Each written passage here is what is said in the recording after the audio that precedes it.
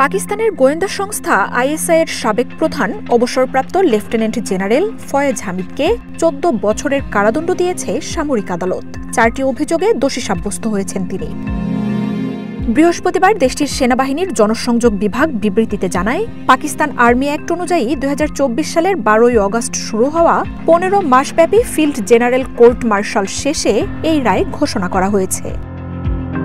পাকিস্তানের সাবেক প্রধানমন্ত্রী ইমরান খানের সময়ে আইএসআই এর প্রধান হিসেবে দায়িত্ব পালন করেছিলেন ফয়েজ হামিদ।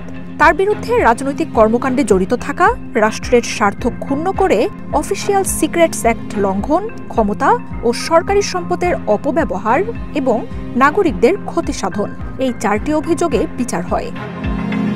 পাকিস্তানে এই প্রথম কোনো আইএসআই প্রধানকে কোর্ট মার্শালের মাধ্যমে সাজা দেওয়ার ঘটনা এটি। বিচারের সময়ে ফয়েজ হামিদকে সব ধরনের আইনি সুবিধা দেওয়া হয় বলেও জানানো হয়েছে। এদিকে আইএসআই প্রধানের রায়ের এই ঘটনাকে স্বাগত জানিয়েছে দেশটির সরকার। মার্জিয়া উপমা, ওয়ান ইন্টারন্যাশনাল ডেস্ক।